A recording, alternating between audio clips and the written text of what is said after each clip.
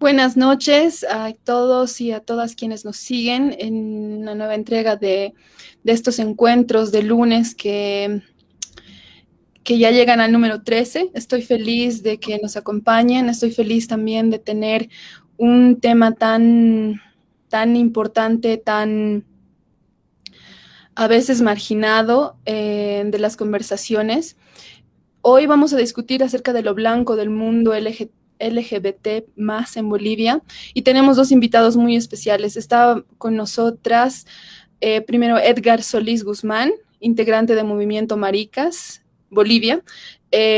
Cholo, pobre y maricón. Edgar, bienvenido, gracias por estar aquí. Sharol, gracias por la invitación, gracias al grupo Hicha, a la colectiva Hicha por la invitación. Saludar a Juan Pablo, saludar a Mayra, saludar a Cuya, a todo el equipo que está detrás, a Wilmer de este programa. Y bueno, para lo que quieran, acá estamos. Y bueno, quisiera que también tú hagas tu propia presentación. Yo he dicho muy brevemente miembro de qué grupo eres, pero quisiera que tú nos comentes sobre tu trabajo y que nos cuentes qué haces, quién eres. Dale, bueno, yo escribo un poco de poesía, cuento y crónica de tema homosexual.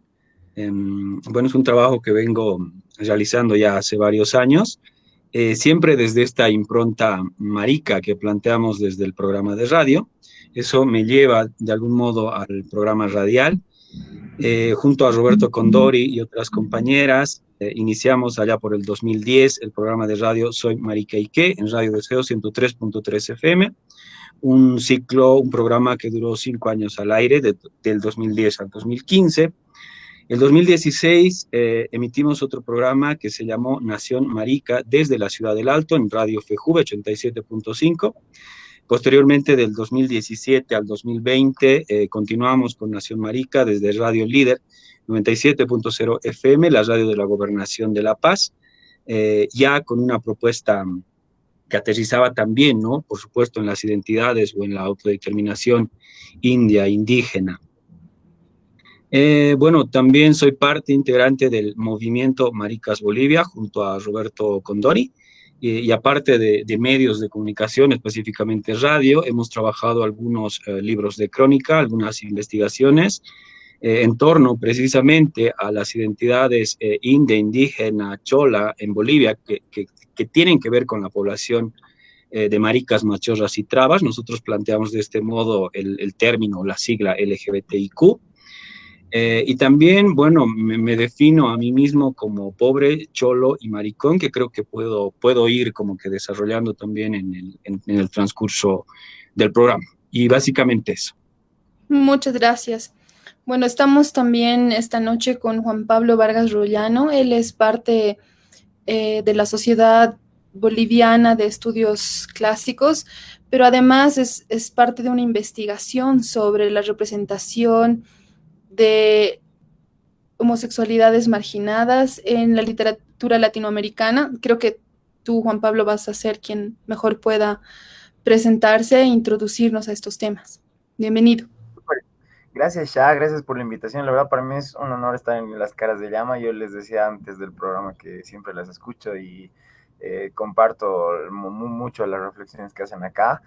Bueno, para presentarme un poco, soy literato. Yo me he dedicado mucho bueno, sobre todo a la enseñanza en secundaria de literatura y bueno, también a la investigación, principalmente en poesía. Os he hecho mucha investigación en poesía boliviana del siglo XX, del siglo XIX y sobre todo del siglo XVII, que ha sido mi foco de estudio principal.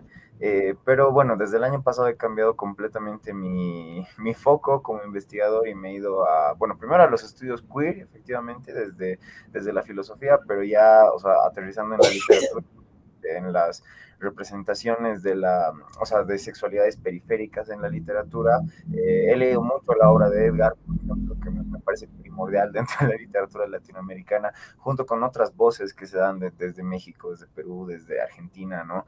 Que realmente justo definen la homosexualidad, no desde lo gay, ¿no? Sino desde justamente la identidad marica de la que está hablando Edgar, que es algo con lo que yo también me identifico, o sea, y me llega a identificar más que desde la obra, desde la investigación, ¿no? Que ha sido una cosa bien interesante, ¿no? Y creo que hay mucho que hablar al respecto, o sea, justamente, o sea, esta cuestión de lo blanco dentro del término gay, digamos que termina traduciéndose en cierto racismo dentro de las comunidades latinoamericanas, es un tema de largo aliento, ¿no? Que podemos hablar hoy y seguir tratando a lo largo de la vida, ¿no? Gracias. Muchas gracias. Entonces, a lo que hemos venido, yo quisiera iniciar con sus perspectivas personales de lo que es esta comunidad, ¿no? De cómo funciona en el país y, y entender cuál es su participación o su ausencia o su distancia de esta, o si es que cómo funcionan o si hay varias comunidades desde donde ustedes miran para a manera de introducción, ¿no? Para luego ya dirigirnos a un tema más focalizado. Puede empezar quien quiera. Dale, Juanpi. Ya, super. A ver, claro, en esta cuestión del tema de la comunidad LGBT, ¿no? Que es, o sea, que hay muchos movimientos, marchas, o sea, cuento un poquito desde mi vivencia, ¿no? Que a mí me invitaron a una marcha LGBT, o sea, a la marcha justo del Día del Orgullo cuando era changuito, ¿no? Tenía 19 o 20 años, si no me equivoco. Y me acuerdo que me invitaron a una reunión, así donde iban a organizar, ¿no? Y claro, y uno de los chicos ahí me pregunta y me dice, ¿tú te vas a disfrazar para el Día del Orgullo? Y claro, yo en mi cabeza le digo, no sé, digamos, no, tal vez sí, tal vez no. ¿Tú te vas a disfrazar? Le pregunto. Y él me dice, sí, me voy a disfrazar. ¿De quién? Le pregunto. Y él me dice, de Madonna. Y yo le digo, ¿por qué te disfrazas de Madonna? ¿No? O sea, te gusta su música, te identificas con sus letras. Y él me dice, no, es que Madonna apoya a los gays. Y claro, ahí en mi mente que quedó esa escena resonando en mi cabeza, ¿no? Porque era un chico, digamos, que realmente solo quería disfrazarse de Madonna por este eslogan de Madonna apoyando gays en Estados Unidos, digamos, ¿no? Y claro, ahí yo, digamos que todavía no entendía mucho de estas dinámicas, así te estoy hablando de hace 9 años, ¿no? 8 años.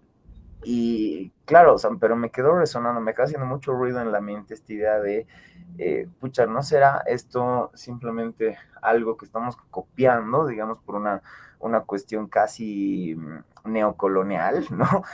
O no habrá que ir más bien por otra vía con una identidad realmente homosexual latinoamericana, boliviana, andina, india, digamos, cuando en realidad estamos tratando de imitar dinámicas que tal vez no nos pertenecen y no se identifican con nuestras luchas, ¿no? O sea, yo entiendo, por ejemplo, el Día del Orgullo Gay, o sea, entiendo la lucha que se ha dado, o sea, el porqué de esta fecha, etcétera, etcétera.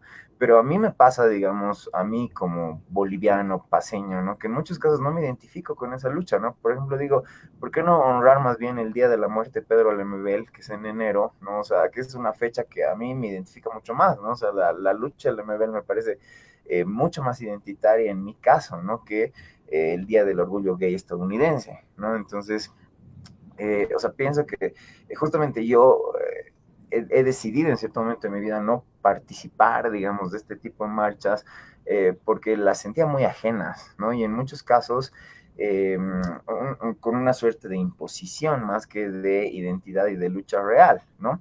O sea, entiendo el valor de la visibilidad, ¿no?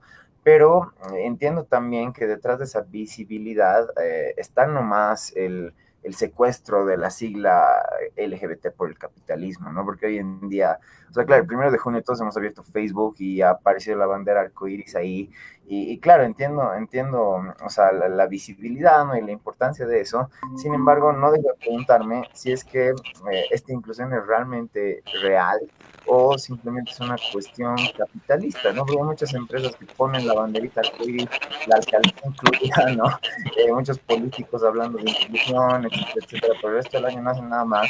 Y claro, a veces uno se pregunta si es que esta inclusión no es simplemente mero marketing, ¿no? Entonces, y claro, justamente estas fechas generan, o sea, debiéramos lograr que estas fechas generen este tipo de discusiones, ¿no? Muchas gracias, Juan Pablo, de verdad. Edgar, ¿estás listo para hacer tu participación sobre lo que yo he planteado? Sí, sí, sí, perdón por los problemitas técnicos, he estado como que saliendo y entrando, es un tema del internet. Pero bueno, dentro de la perspectiva general, digamos, de lo que se entiende como LGBT en Bolivia, creo que hay que analizar un poquito varias, no sé, como que varios momentos históricos, ¿no? Creo que es importante delimitar, digamos, la emergencia del movimiento LGBT como colectividad, ¿no? O sea, yo me animo a pensar o a situar, digamos, esta emergencia en los 90, los años finales del siglo XX, y esta emergencia que de algún modo como que se materializa en las ONGs, ¿no? Por ejemplo, bueno, no voy a dar nombres, pero hay varias ONGs como que han consolidado su trabajo en los 90, pero ¿no? Es un trabajo que siempre, o por lo menos a los inicios y hasta ahora también, ha ido de la mano de la cooperación internacional, ¿no? Entonces, y la cooperación internacional, por supuesto que no solamente coloca plata, ¿no? Sino también impone agenda, ¿no? Nosotras desde el programa Soy Marica Ike teníamos una posición crítica respecto a eso y seguimos con esa posición, ¿no?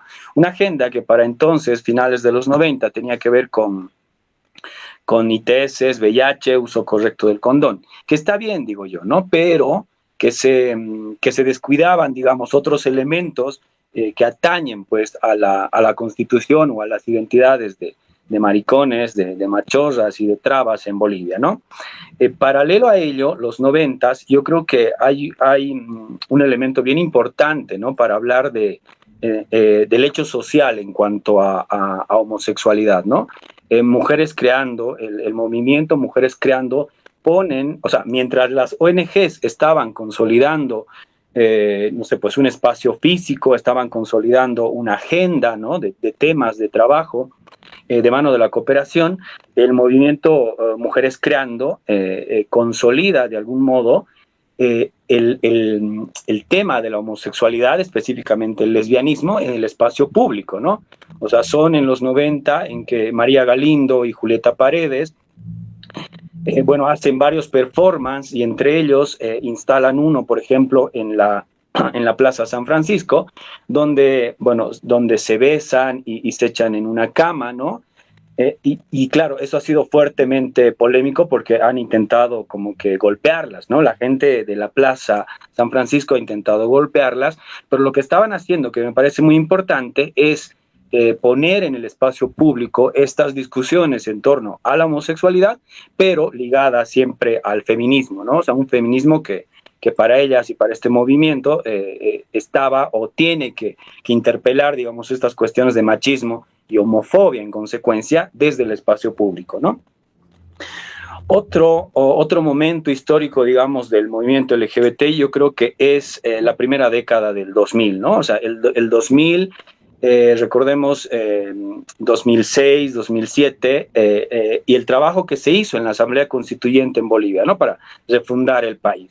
Ahí yo sé, y esto se puede corroborar, digamos, en el libro que hizo David Aruquipa, que recoge la historia del movimiento LGBTI, hubieron varias candidaturas de personas abiertamente LGBTIs que fueron a la Asamblea Constituyente, pero no fueron electas, ¿no? Entonces, ¿de qué manera el movimiento LGBTI pudo, digamos, trabajar en la Asamblea Constituyente? Ellas se metieron a la fuerza, ¿no? Yo no estuve en este proceso, conozco la experiencia de varias personas, entre ellas Ronald Céspedes, ¿no? Que trabajó en alguna secretaría en la Asamblea Constituyente y fue de la mano de estas compañeras, compañeros de la población LGBTI, que se logró, por ejemplo, el artículo 14, parágrafo 2, que sanciona toda forma de discriminación, entre ellas por orientación sexual e identidad de género, que abrió posteriormente a la ley 045, ¿no? De racismo y contra toda forma de discriminación.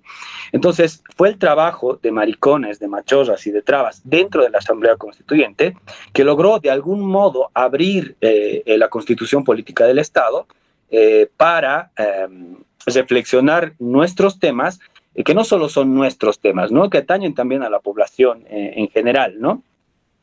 Pero con diversas trampas, ¿no? O sea, recordemos, por ejemplo, lo que pasó con el artículo 63 sobre el matrimonio. En la redacción original ese artículo decía o que se reconocía el matrimonio entre dos cónyuges, ¿no? Y no existía este binarismo.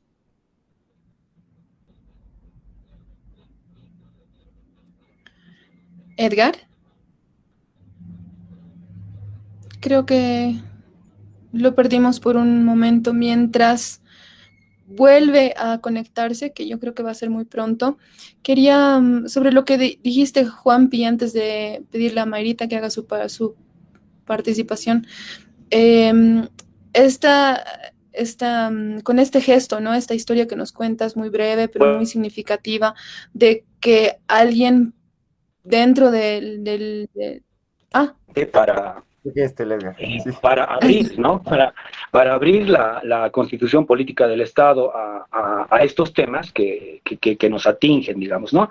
Y también para, de algún modo, reflexionar el Estado plurinacional, por cómo se nombra hoy, por cómo se conforma hoy, que de algún modo, o sea, cualquiera podría pensar que es un Estado, es una constitución incluyente, pero muchas veces todo lo que está en las leyes, todo lo que está en el papel, no se traduce a la práctica social, a la práctica cotidiana, ¿no? Entonces creo que esos dos momentos son bien importantes. Por un lado, esto de los 90, ¿no? Pero también el contexto de los 90, ¿no? O sea, volver un poquito a los 90 y hablar del neoliberalismo, ¿no? Entonces, y cómo se instala, digamos, estas agendas LGBTI en los países para posteriormente hacer una transformación en la primera década del 2000 con la Asamblea Constituyente, la nueva Constitución Política del Estado, que apertura de algún modo la discusión en torno a orientación sexual, identidad de género en Bolivia, ¿no? A la fecha, yo siento que hay un adormecimiento, ¿no? Del gran movimiento LGBTI, ¿no? O sea, siento que hay un adormecimiento porque también hay, bueno, hay que decirlo, hay pugnas de poder al interior y también hay como pugnas por la representación, ¿no? En Bolivia tenemos un movimiento LGBTI que tiene la representación ciudadana, por así decirlo, ¿no? Y tiene representación en los 9 departamentos. Y por otro lado está la Coalibol LGBTI, que es una agrupación de ONGs LGBTs que trabajan el tema, ¿no? De orientación sexual, identidad de género en Bolivia. Entonces hay como que esa pugna que yo siento que ha llevado a una suerte de adormecimiento, además, ¿no? De las leyes conseguidas, ¿no? Que yo siento que bueno, para mi criterio hay una suerte no sé, de poco cuestionamiento también a esas leyes, ¿no? Porque no son como se planteaban o como se esperaban, digamos, ¿no? Yo creo que tengo que aclarar y decir que yo no soy la representación ni voz oficial de ninguna colectividad LGBTI.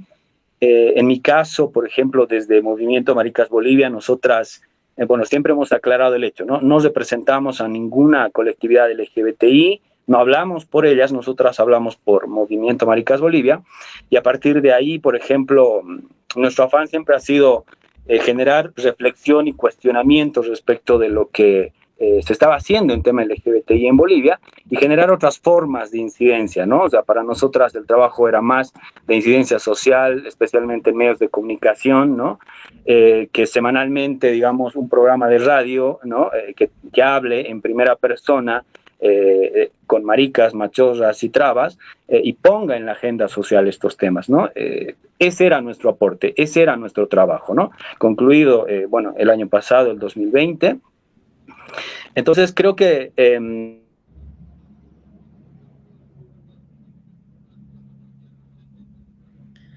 bueno, mientras Edgar se reconecta, voy a pedirte, Mayrita, que puedas también comentar tu perspectiva de la comunidad o tu mirada y luego cerramos con la participación de Edgar. Esa ronda. Mayra. Sí, perdón, estaba...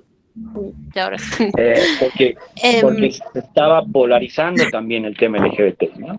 Entonces, creo que, claro, podemos ir a hablarlo más adelante y bueno, básicamente esa es la perspectiva que yo tengo. Muchas gracias, Edgar. Te has cortado un par de veces, pero has vuelto así en nada. Entonces, sí nos queda el general de esto. Antes de nosotras empezarles a hacer preguntas y apuntar algunas de las cosas que ya nos han comentado, quisiera, Mayra, que des tu perspectiva y luego nos vamos a centrar específicamente en el racismo, en lo blanco, en lo indio del mundo LGTB. Ok, gracias. Gracias a Edgar, a Juan Pablo por su presencia, por acompañarnos esta noche. Me parece muy interesante lo que comentan, la mirada también que nos comparten desde el lugar que ustedes habitan, que ustedes transitan y también desde donde proponen su trabajo y todo su accionar. Me parece que nos hemos juntado entre gentes que no estamos en la comunidad, pero sí somos de la comunidad, entonces es una linda coincidencia. Claro, ustedes tienen también sus razones de por qué no pertenecer a esta mirada occidental, digamos, de lo que es el LGBTQ+, ¿no? Yo también tengo mi mirada de por qué no pertenezco, pero aún así me reconozco y me identifico y también lo demuestro, no lo oculto, no lo censuro, pero aún así es como yo por lo menos siento que es medio como estar en un limbo, ¿no? De estar y no estar. Entonces es un poco raro, ¿no? Sí que siento que también para las mujeres lesbianas o bisexuales hay una otra mirada de lo que es la sexualidad y de cómo se vive y de cómo se transita. Al igual que Juan Pablo, yo cuando era changa y veía las marchas que poco a poco han ido creciendo más y veía la presencia también de todo lo que se estaba haciendo y de cómo se vivía, mi cuestionamiento también era ahí, ¿no? Como, entonces yo para estar acá tengo que vestirme así o asá, o cómo, qué tengo que hacer para estar acá, pero tampoco quiero, ¿no? O es requisito, ¿no? Una se cuestiona cuando estás changuita, te cuestiona, ¿no? Es requisito estar así o dónde se alquila ya.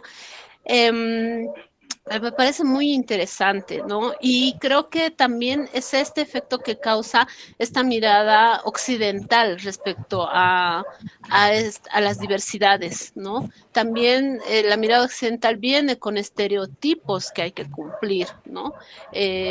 Yo, por ejemplo, me reconocían y me decían, eres lesbiana. Ah, no, pero no, entonces eres bisexual. Ah, pero y no estás rapada o no sé qué, no sé cuántos, no. Entonces, no cumplo. Si tú me ves en la calle y bueno, deberé pasar, me imagino, por heterosexual tranqui, ¿no? Pero luego cuando estás con tu pareja, compañera, en la calle también estás bajo esta dinámica de la mirada social, del ojo social, ¿no? Y en determinados lugares también concuerdo ahí, comparto con Juan Pablo, me resuena a mí mucho cuando él se identifica como marica, cholo y pobre, porque yo también nací en un lugar social popular donde tampoco se me permite transitar con tranquilidad con mi pareja, mujer, ¿no? Hay momentos en los que también se ha sentido inseguridad de, bueno, ok, por mi propia seguridad, aquí no me agarro de la mano con nadie, ¿no? Pero hay otros lugares también, esta división social, no es lo mismo en la zona sur, por ejemplo, bueno, ahí es otra cosa, es otra la mirada, ¿no? Entonces, me parece que va mucho, yo no quiero adelantar mucho porque creo que ya vamos a entrar a esto del racismo dentro de las diversidades, dentro de lo indio, lo indígena, lo occidental, entonces me parece que también podemos ir más bien entrando ahí para profundizar muchísimo más en esto. Gracias, Mayra. ¿Puedo agregar algo? Claro que sí. Mayra, hay como una, digamos, o ciertos requisitos implícitos, ¿no? O sea, decía Mayra, para ser, digamos. Claro, en mi caso, claro, yo lo veía como ciertos requisitos para ser gay, ¿no? Que tienes que ser blanco, platudo, o sea, con ciertas dinámicas de cuerpo, etcétera, etcétera, ¿no? Que lo vemos todos los días, o sea, y sobre todo, por ejemplo, el año pasado todos vimos la noticia de la aceptación de la unión civil de David Arequipa con su esposo, ¿no?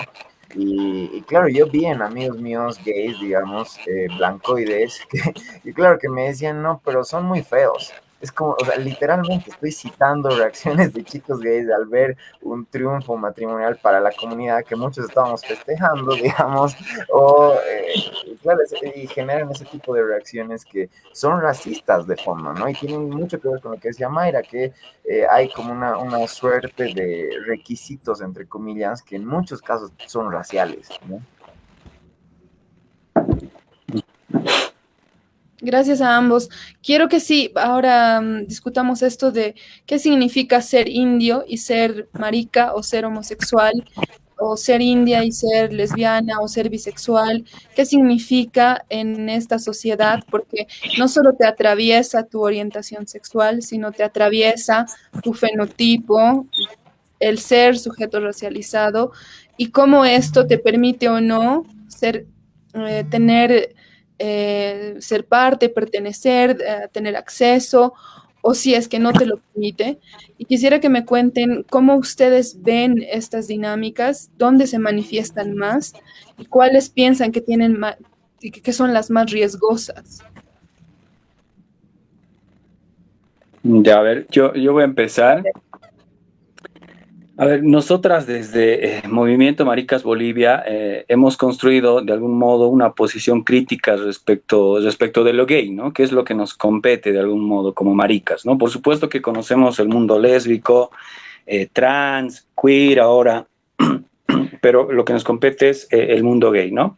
Entonces, en un primer momento, y claro que tampoco nuestras reflexiones o construcciones discursivas han partido de cero, digamos, ¿no? No nos vamos a inventar la pólvora, nosotras hemos leído, digamos, de algún modo, reflexiones de Pedro Lemebel, Néstor Perlonguer, ¿no?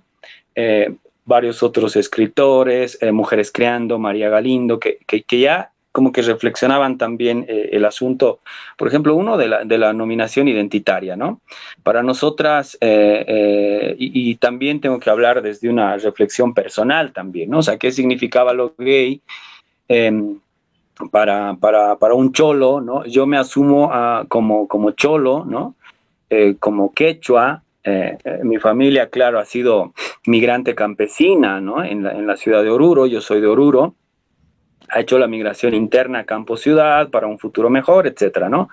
Claro, yo ya crecí en la ciudad con el acceso a la educación, pero también de algún modo negándome en lo indio, ¿no? Negándome en lo quechua, negando el idioma, y eso creo que ha sido importante en algún momento porque venía precisamente del insulto, ¿no? O sea, en algún momento de mi vida he tenido que lidiar con el insulto de hijo de chola, ¿no?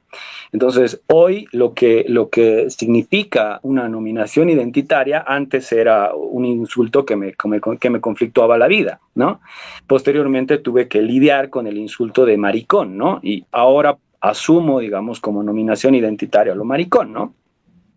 Entonces, de algún modo, las formas de constituirme como sujeto siempre han sido a partir del insulto, ¿no? Y ya cuando en algún momento de mi vida, a los 23 años, ¿no? Me enfrento al tema de la homosexualidad, no solamente en mi familia, sino también en los colectivos o las agrupaciones LGBTI que conocí y en las que transité también en Oruro, eh, la única posibilidad de nombrarte era lo gay, ¿no? Pero ¿qué era lo gay en ese momento? Y ahí, claro, te enfrentas de algún modo a estas diferencias de clase social, ¿no? A estas cuestiones de racismo en torno a los sujetos racializados, en torno al color de la piel, en torno al perfil étnico que uno tiene como cholo, como indio, como quechua, ¿no? Entonces, lo gay en ese momento, ¿no?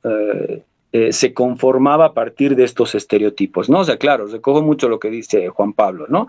El sujeto blanco, ¿no? El sujeto joven, el sujeto lindo, el sujeto bien fornido, el sujeto económicamente estable, ¿no? El sujeto exitoso, el sujeto sano, ¿no? No es un sujeto, el gay no es el sujeto enfermo, ¿no? Entonces, todo eso que se construye a partir de un estereotipo en torno a lo gay, nosotras desde Maricas o Soy Marica y que reflexionábamos como una suerte de neocolonización, ¿no? Era el primer mundo, era el mundo occidental, como que imponía esta suerte de gay que no podía leer nuestras caras, ¿no? Que no podía leer nuestros colores marrones, ¿no? Que no podía aterrizar para traducir nuestras homosexualidades, ¿no? Las bolivianas y las latinoamericanas. Pero que se imponía con fuerza, ya en un movimiento latinoamericano, lo LGBTI, y eso, claro, nos conflictuaba como gays, ¿no? O sea, asumiendo esa palabra como nominación identitaria en la discoteca de ambiente, ¿no? En la discoteca LGBTI o en el café o en el espacio de la ONG, donde eres objeto de racismo, ¿no? Porque no cumples con esos parámetros de belleza, no cumples con esos estereotipos y en consecuencia también eres desplazado, ¿no? Entonces, creo que es importante cómo lo gay se ha ido instalando en Bolivia y en Latinoamérica y cómo a partir de esa palabra también estas otras lógicas, ¿no? O se instalan en las lógicas del capitalismo, ¿no? Lo que mencionaba también Juan Pablo, ¿no? O sea, todo este mercado, el mercado rosa, ¿no? No sé, pues Chueca en Madrid, España, la zona rosa en México. No sé si algún día existirá una zona de esas en La Paz o en Bolivia, ¿no? Pero que son espacios donde de algún modo eh, lo LGBT o lo gay específicamente, ¿no? Porque también hay una supremacía al interior de lo LGBT, siempre está el gay por encima de las otras siglas, ¿no? Se deja absorber, ¿no? Por esta lógica del capitalismo y esta lucha también es absorbida, ¿no? Y banalizada también por el capitalismo, ¿no? Entonces, para nosotras desde Soy Marica y yo hablo como colectividad en ese momento porque nuestras reflexiones eran colectivas, ¿no? Era importante como que plantearnos desde otro lugar, ¿no? Construir un lugar de enunciación desde otro lado, ¿no? Y ahí, claro, recogimos mucho de las reflexiones del MB, Perlonguer, María Galindo, en torno a lo marica, ¿no? En torno al maricón, ¿no? Que en algún momento de nuestras vidas, claro, nos dolió, nos desplazó, nos violentó. En el peor de los casos, las palabras también o sea, pueden llevarte a asesinatos, a suicidios, ¿no? Pero que ya nosotras como que hacíamos otro proceso. Era importante para nosotras nombrarnos desde otro lugar porque no éramos gays, ¿no? Porque no éramos blancos, ¿no? Porque somos cholos, ¿no? Periféricas, desempleadas, estudiantes en ese momento, ¿no? Seropositivas, gordas, viejas. Éramos un conglomerado de varias personas que no se reconocían en lo gay, ¿no? Y no reconocerse en lo gay para ese momento, te hablo para el 2010, ya en La Paz, con este grupo de Soy Marica y que para nosotras era un gesto político, ¿no? Era un gesto político de evidenciar que al interior de la población LGBTI, el ambiente LGBTI, hay racismo, hay clasismo, ¿no? Y esas lógicas lamentablemente se naturalizan, ¿no? En estos espacios. Y peor aún, digamos, ¿no? O sea, el tema de la autodeterminación, identidad india, indígena, ¿no? Entonces no era válido, simplemente era desplazado, ¿no? No eran sujetos posibles para lo LGBT o sujetos para lo gay, ¿no?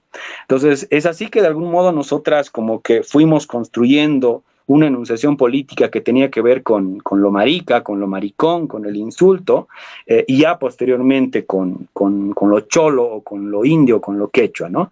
Porque venía de algún modo a interpelar a lo gay, ¿no? Y a desestabilizarlo, ¿no? Y a evidenciar lo que les decía, racismo, clasismo al interior. Wow, Edgar, podría preguntarte montones de cosas por muchas horas.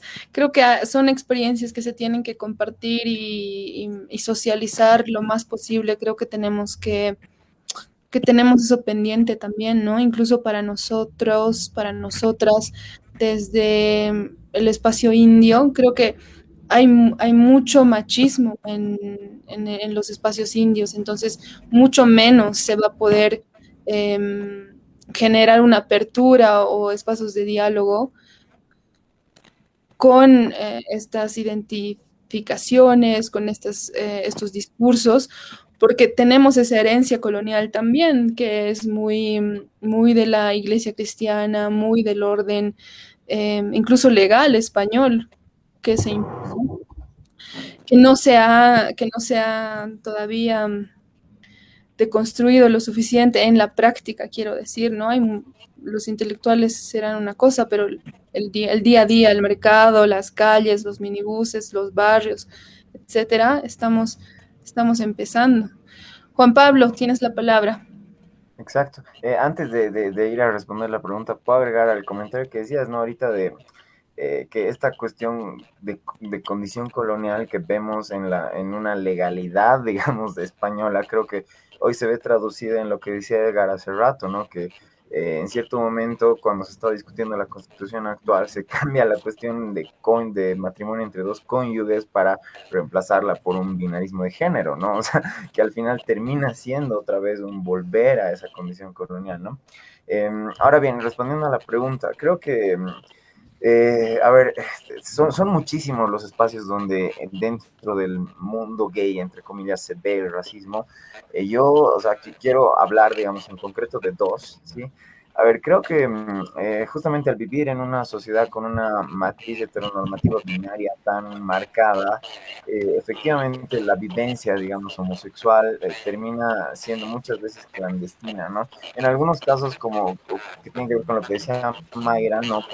Por el miedo, ¿no? O sea, creo que muchos hemos vivido violencia en la calle por agarrarte la mano con tu pareja, digamos, o sea, que te peguen por besarte con tu chico en una plaza, no es bonito, digamos, ¿no? Entonces, efectivamente, creo que esta vivencia clandestina, digamos, de la homosexualidad o oculta, tiene, o sea, da a luz varias otras cosas, ¿no? Que justamente en este submundo, digamos, gay, se ve un racismo tremendamente descarnado que no se vería en la vida cotidiana. O sea, hay muchas cosas que hombres homosexuales dicen a otros hombres homosexuales discriminándolos que no dirían en una charla familiar, digamos, ¿no? O sea, por ejemplo, en redes sociales de, de ligue gay, digamos, como Grindr o Tinder. O sea, tú ves perfiles de personas que ponen, si eres afeminado, indio, cholo, negro, no me escribas, digamos, ¿no? Y es como que, claro, lo dicen sin pelos en la lengua. Y claro, realmente, claro, uno ve este tipo de perfiles y ve cómo se comportan estas personas en discotecas, claro, o sea, y yo he visto, por ejemplo, en discotecas que, o sea, se están sacando una foto, aparece un chico con rasgos indios y lo excluyen de la foto, digamos, ¿no? Que es como una cuestión tremendamente racializada, racista, que repito, se da en el mundo gay y estoy seguro que esas personas no actuarían de la misma forma en el mundo heteronormativo, digamos, ¿no? Donde son más políticamente correctos. Entonces me refiero a que mucho de esta corrección política que evita el racismo en la vida cotidiana no existe en este submundo, digamos, gay, ¿no? Eso por un lado, sí, o sea, creo que en redes sociales el racismo dentro del mundo gay es tremendo, sí, o sea, tremendo, descarnado, o sea, terrible. Y otra vivencia que yo rescato de varios amigos míos es la cuestión de personas cero positivas, ¿no? O sea, creo que Edgar ha hablado muchísimo de ONGs, ¿no? Y hay varias ONGs que se dedican, digamos, al tratamiento de personas con VIH, ofrecer pruebas gratuitas, medicación gratuita, etcétera. Sin embargo, algo que llama la atención es que existe en el mundo, en el primer mundo, digamos, una píldora que justamente protege, digamos, del VIH, ¿no? Que se llama PrEP, ¿no? Y es interesante que esta píldora solo está disponible, digamos, en Estados Unidos y Europa, ¿no? Entonces, a mí me ha pasado que conozco un chico, digamos, boliviano, adinerado, que vive en Estados Unidos, que tomaba esta píldora, y yo le pregunto, ¿y dónde la y si yo quisiera tomar esa píldora, ¿cómo hago? Y él directamente me dice, no, tú no puedes porque eres boliviano, ¿no? O sea, claro, yo bueno, que acababa de enterarme que existe esa píldora, claro, no se queda pensando en un montón de cosas, ¿no? Y claro, yo conversando con amigos míos me entero que efectivamente, o sea, hay gente en Bolivia, digamos, que tiene acceso a esta píldora, pero, o sea, con cierto nivel económico, con ciertos lazos con el primer mundo, o sea, ahí hay una diferencia abismal, racial, que tiene que ver ya con algo tremendo, que es la enfermedad, ¿no? O sea, el Edgar hace rato decía algo bien lindo, que decía el gay no es el sujeto enfermo, ¿no?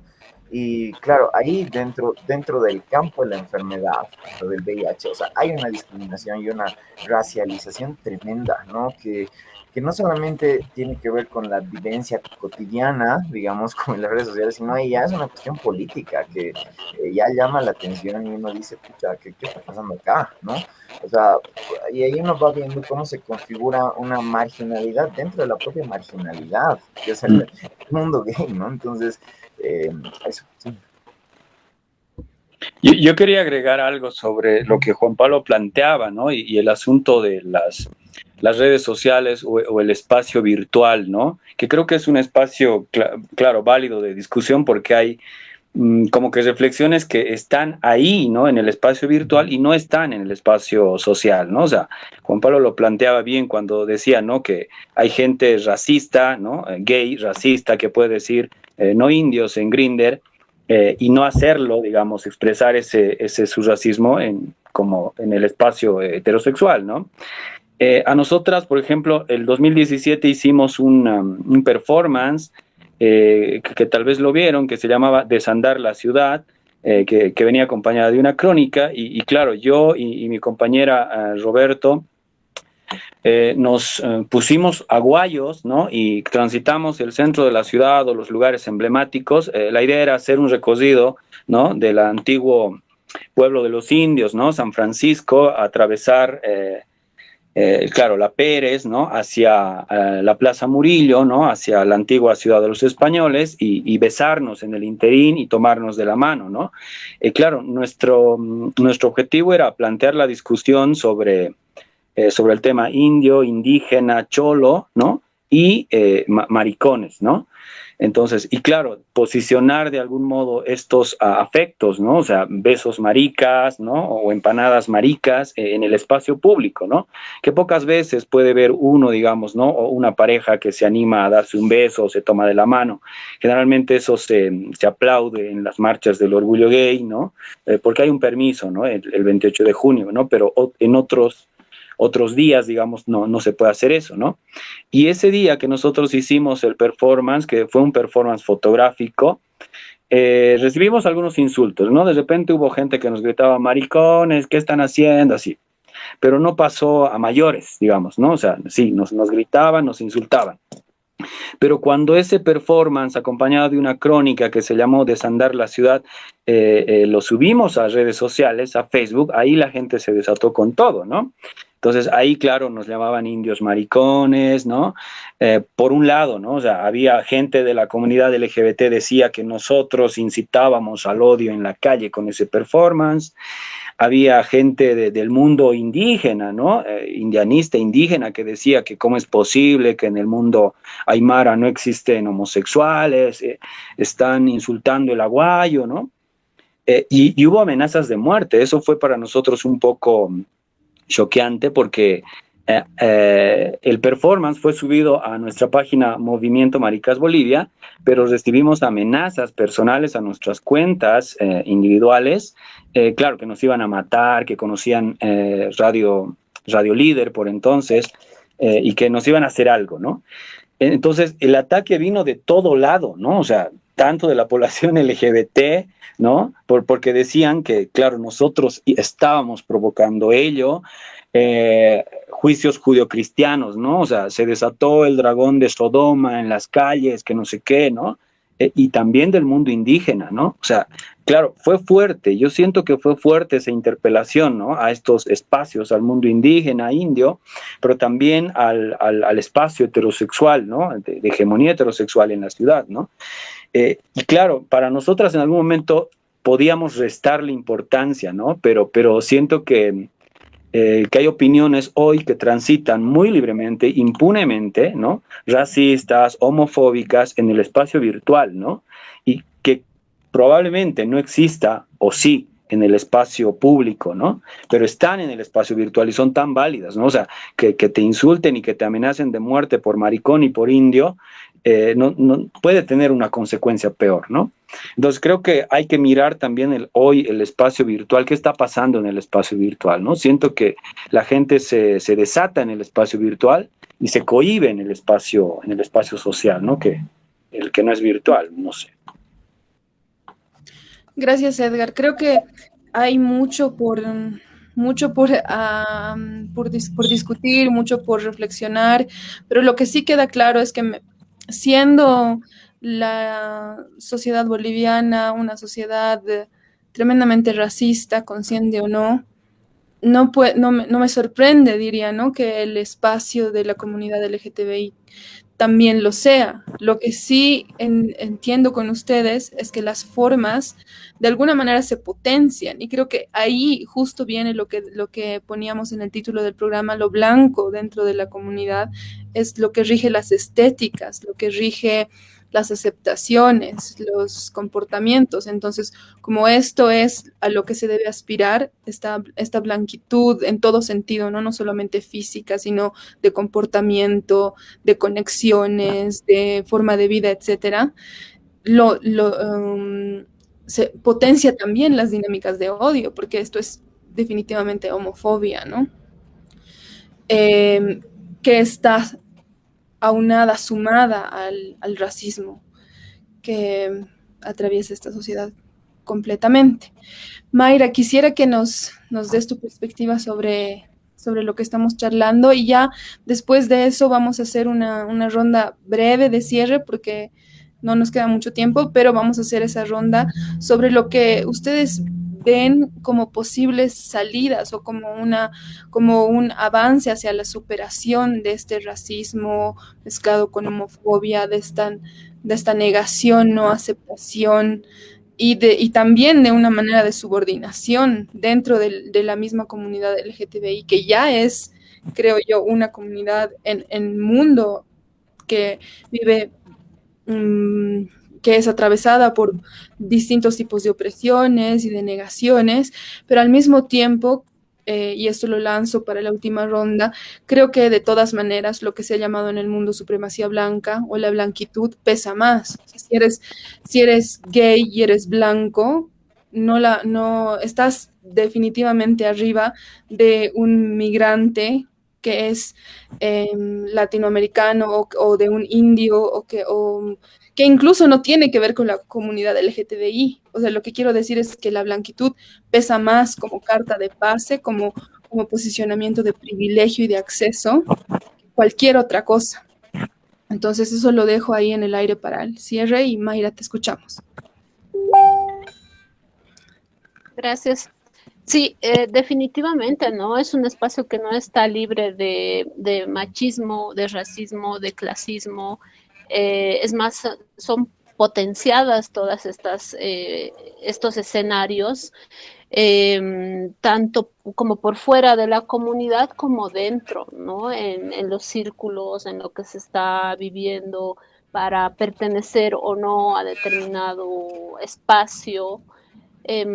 Sin duda es muy fuerte lo que se vive ahí adentro, pero también como por fuera de la sociedad.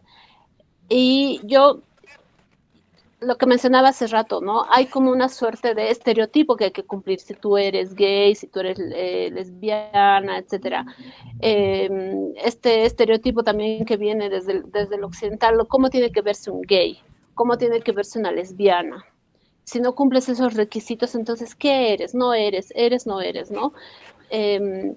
Y también hay esta suerte de exclusión que te lleva, como decía Juan Pablo, a esta vivencia clandestina, a este silencio, anonimato y también a la relegación del espacio que tú ocupas, ¿no? En base a tu estética. Si eres gay y tienes buena pinta, ok, posiblemente puedas ser modelo, ¿no? Y ese es el lugar que te corresponde. Son lugares muy estereotipados. Si eres un maricón pobre, bueno, ok, tu lugar puede ser peluquero, ¿no? Y habitar ese espacio. O si eres lesbiana y eres así indígena, india, no sé, chofer, ¿no? Hay como esos lugares puestos en la sociedad y que están marcados y que la gente también lo asimila, lo ve, casi como así es y así tiene que ser y no puede ser de otra forma, ¿no? Yo vivo más de 30 años aquí en la ciudad del Alto, convivo con hermanas caseras, vendedoras ambulantes, etcétera, y no es que aquí la homosexualidad no existe, ¿no? Se ve, se sabe quiénes son, pero están encasillados en estos lugares donde ahí tienen que ser y ahí están bien, ¿no? Lo mismo que decían Edgar y Juan Pablo. ¿Cuándo está bien ser gay? ¿No?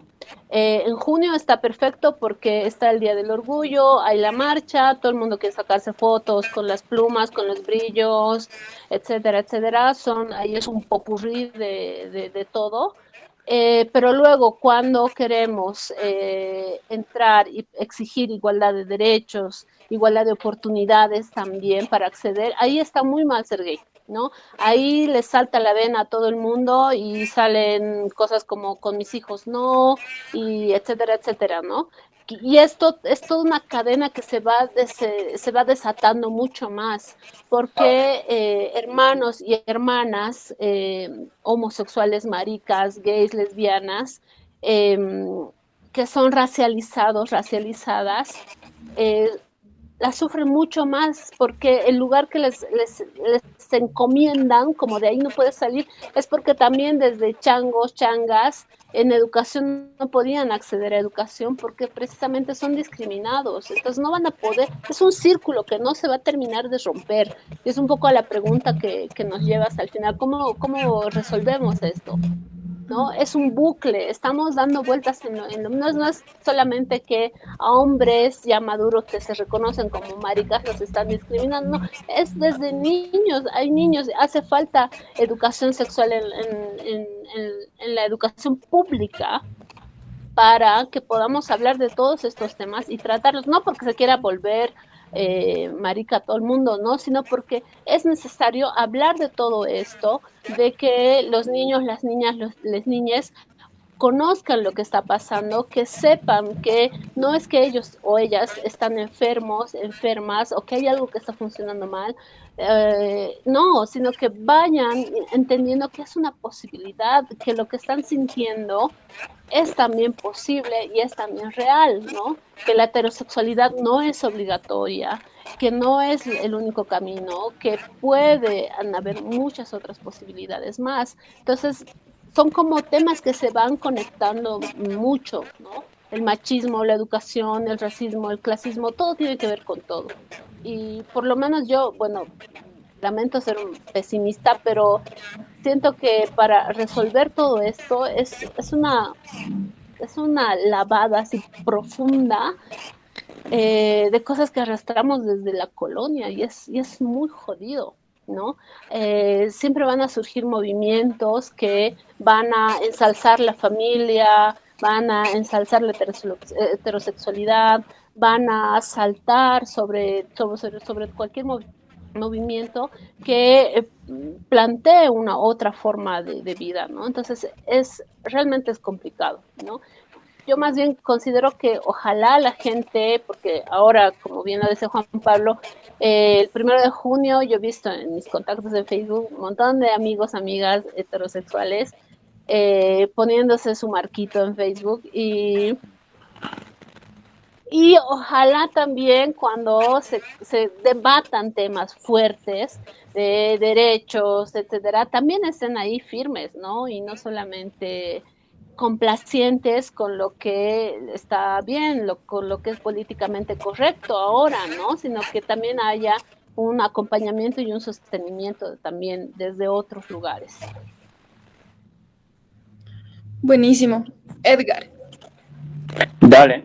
A ver, sobre lo que planteabas, Sharol, ¿no? Sobre esta supremacía blanca. En un librito que vamos a presentar el día miércoles que se llama Hiwasa, Nosotras, recogemos varias... Si vas a hablar del libro, dinos el lugar, la hora, todo, por favor, porque... Dale, bueno, presentamos el libro Hiwasa el día miércoles, este miércoles 9 de junio, a las 17 horas en el AMTA Café Cultural en la Ciudad del Alto. La dirección es la calle Auxiliar B número 48, que es una calle paralela a la avenida Juan Pablo II, altura Cristembo, ¿no? Es fácil de llegar. Bueno, en ese libro nosotras recogemos varias entrevistas de varias activistas que se posicionan desde o reconocen, ¿no?, su nominación identitaria o autodeterminación, identidad india indígena, ¿no? Entre ellas, por ejemplo, está Ronald Céspedes. Y Ronald, por ejemplo, plantea, ¿no?, en sus reflexiones planteaba que lo LGBT está atravesando por una borradura de lo indio, de lo cholo, de lo campesino, ¿no?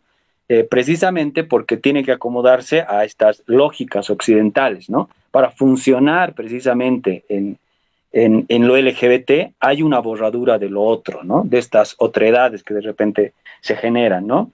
Y yo creo que es, no sé, me parece bien importante, ¿no? Plantear esta supremacía blanca que tú dices, ¿no? Lo blanco como para leer lo gay, ¿no? Porque no solamente pasa como por el sujeto de piel blanca, ¿no? Sino también pasa por esos sujetos marrones, indios, que se borran a sí mismos para ser parte de lo gay, ¿no? O sea, conozco N amigos, ¿no?, que se maquillan para ir a la discoteca de ambiente y poder ligar en la discoteca de ambiente, ¿no? O sea, borran su color marrón para hacerse más atractivos, ¿no? Entonces hay una negación violenta, ¿no? No solamente de ellos como personas, sino de su identidad como indios, como aymaras o como quechuas, ¿no? Por otro lado, lo blanco puede funcionar como metáfora perfectamente del sujeto higiénico, del sujeto sano, ¿no? O sea, decía hace rato que lo gay precisamente es el sujeto sano y hay mucha discriminación en el mismo ambiente hacia las personas seropositivas, ¿no? Y lo blanco viene precisamente a colocar a este sujeto por delante de los otros, ¿no? O en el otro espacio, creando una suerte de alteridad, ¿no? En el sujeto claro, que no es blanco, ¿no? Entonces creo que hay que tomar en cuenta eso, ¿no? Esa interpelación al mundo gay, sobre todo, que es lo que conozco y que me compete, pero también al mundo LGBT, por cómo se está construyendo, digamos, sus dinámicas, cómo están construyendo sus dinámicas de lucha en Latinoamérica, ¿no? Que muchas veces no leen la realidad boliviana, ¿no? En nuestro caso. Ahora, sobre lo que decías, ¿no? O sea, cómo plantear o cómo superar, digamos, el racismo, ¿no? En consecuencia, bueno, también el machismo, la misoginia, ¿no? Todas esas taras que también se reproducen en el mundo LGBT. Creo que es importante mirarnos al espejo, ¿no? Lo planteaba Adriana Guzmán, la compañera del feminismo comunitario antipatriarcal, una compañera aymara, lesbiana, ¿no? Una compañera que viene de la lucha en la calle, por supuesto. Ella plantea mirarse al espejo y reconocerse como no blanca, reconocerse precisamente como aymara. Creo que ese ejercicio que parece básico, necesitan hacer los gays, los maricones, la población LGBT en general, ¿no? Bolivia necesita hacerlo. Sí, sí, ¿no? O sea, claro, necesitamos hacer ese ejercicio de mirarnos al espejo. A partir de ahí creo que es importante no solamente que la lucha LGBTI o la lucha gay se nomine como gay. Para mí es importante que se nomine como gay y como aymara, como gay y como quechua, como gay y como guaraní, ¿no? Como lesbiana y como sirio no, como no. Yo creo que es importante nominarnos políticamente desde esta identidad que nos conforma, por supuesto, como sujetos, ¿no? Y que si no lo enunciamos, lo borramos o lo negamos, ¿no? Ya hemos vivido en una negación, yo, desde mi experiencia personal, he vivido negando mi identidad india, quechua, ¿no? Por muchos años, llego a la fecha, bueno, a una etapa en la que lo politizo este lugar, ¿no? Pero creo que es importante nominarnos también desde ese lugar, nombrarnos también como indios, como cholos, ¿no? Como quechuas, como aymaras. Y creo que también es importante, creo yo, ¿no? En algún momento yo me preguntaba, ¿no? Cuando vi mucho su trabajo, el trabajo de Hicha, ¿no? Con muchos seguidores y por todo lo que están trabajando y poniendo en discusión, no solamente en el espacio virtual, sino también en el espacio social. Y yo decía, ¿habrá un indianista maricón, ¿no? Bueno, ahora Mayra, claro, se plantea como bisexual, como lesbiana, ¿no? Pero mi pregunta era esa, ¿no? ¿Habrá un indianista maricón que de algún modo ahí adentro abra la discusión en torno a las sexualidades, en torno al género, ¿no? Porque hoy yo siento que el indianismo se plantea desde el chachahuarmi, ¿no? Y es fuertemente heterosexual, ¿no? Y heteropatriarcal, ¿no? Entonces yo decía, sí, y en algún momento hablando con algunos compañeros que están en la lucha indianista, por ejemplo, y les preguntaba, ¿no? ¿Y hay algún maricón, ¿no? Y ellos me decían, no sé, puede ser tal o cual, pero no me daban ninguna respuesta. Y yo les decía que creo que es bien importante que desde ahí adentro el discurso indianista se abra a lo LGBT, bueno, no a lo LGBT, ¿no? Sino a las reflexiones en torno a sexualidad, identidad de género, etcétera, pero desde ahí, desde adentro, ¿no? Creo que puede ser potente un discurso que salga de ahí, de la lucha indianista.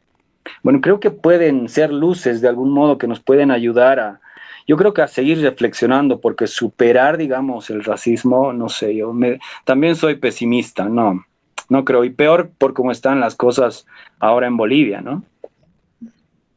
Gracias, Edgar. Miles de gracias. Cerramos en lo mismo, Juan Pablo, y de ahí voy a leer un poquito de los comentarios que tenemos en Facebook. No vamos a responder nada porque ya nos hemos pasado de tiempo, pero para abrir algo más. Dale. Claro que sí. Creo que, o sea, sí, también al principio me preguntabas, ¿no? Antes de empezar la transmisión, qué soluciones veía y yo te decía, está bien difícil. Sin embargo, creo que sí no voy a ir al comentario pesimista, sino a las luces que veo, ¿no? Desde los estudios queer se ha pensado muchísimo que justamente la identidad desde una sexualidad periférica es una posición política ante el mundo, ¿no? O sea, identificarte marica es una acción, es un acto político porque hace posible la vivencia de una sexualidad periférica al imponerse ante esta matriz heteronormativa en la que vivimos, ¿no? Entonces creo que desde esta lógica, la visibilización de estas otras sexualidades es tremendamente importante, ¿no? Y en ese sentido yo rescato muchísimo el trabajo de Edgar, la verdad, porque, por ejemplo, hace un par de años, un trabajo audiovisual que hicieron desde Maricas Bolivia con visibilizar a personas transexuales en el mundo indio, por ejemplo, eso me parece valiosísimo, ¿no? O sea, que creo que es educativo, es transgresor, o sea, y cumple con esta consigna política, justamente de mostrar la posibilidad de la vivencia de esta sexualidad periférica. Entonces, si es que me preguntas qué luz veo o qué solución veo, yo diría la visibilización política de una identidad, tanto marica, o sea, o lesbiana o transexual, como india, ¿no? O sea, creo que al final es una tarea ardua de todos nosotros el ver el espesor de nuestra propia indianidad, ¿no? O sea, Edgar contaba, por ejemplo, el proceso migratorio de su familia, y yo podría contar el proceso de blanqueamiento que yo he visto en la genealogía de mi familia, ¿no? Desde la tatarabuela de Pollera, que, o sea, cómo la huella aymara se ha ido borrando intencionalmente generación tras generación, ¿no? Entonces es una cosa bien fuerte el ahondar un poco en tu propia indianidad y justamente asumir tu sexualidad desde ese espacio, creo que, y visibilizar esta identidad, creo que eso es lo más importante, ¿no? Eso. Muchas gracias. Bueno, tenemos varios saludos, incluso del colectivo Mapuche, para Edgar, para los panelistas. Hay gente que está pidiendo las redes sociales de los colectivos para seguirlos, etcétera.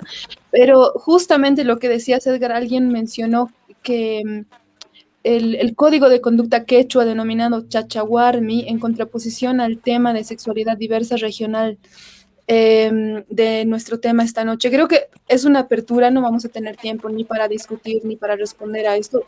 Edgar, lo has mencionado, muchas gracias, pero creo que es un pendiente. Yo quisiera que nos demos ese pendiente, los que estamos aquí hoy, para deconstruirlo en otro momento, para hablarlo con detalle, porque creo que es muy importante que esta idea de Chachahuarmi, que se usa de alguna manera, se secuestra también, ¿no? Para reforzar este pensamiento binario, porque una relación binaria nunca es de horizontalidad, una relación binaria siempre pone a alguien arriba y a alguien abajo, entonces se secuestra esta concepción nativa para justificar ciertos órdenes. Entonces, yo creo que es una tarea que nos toca hacer, entender la profundidad y ver cómo se relaciona con las prácticas y las dinámicas de hoy. Pero lo dejo abierto, les agradezco tremendamente su sinceridad, su apertura, su generosidad y el estar aquí, darse este tiempo para compartir y seguir reflexionando y lo vamos a seguir haciendo. Gracias a todos y a todas los quienes han estado con nosotras, con nosotros esta noche y nos vamos a reencontrar el siguiente lunes con otro tema, pero vamos a seguir hablando de esto, vamos a seguir trabajando en torno a lo que nos interesa. Muchas gracias. Gracias, Sharol, gracias, Mayra, gracias, Wilmer, La Cuya, gracias también a Juan Pablo por este espacio, por la existencia de Hicha. Yo les animo a los maricones de Hicha, por favor, si me están escuchando, que salgan a la luz. Sí. Lo mismo, gracias Sharol, gracias Mayra, gracias Cuya, gracias a las Caras de Llama, al Hicha también por toda su producción, por todo el trabajo que están haciendo. Gracias Edgar, también un gustazo compartir esta conversación. Hasta la próxima, chao.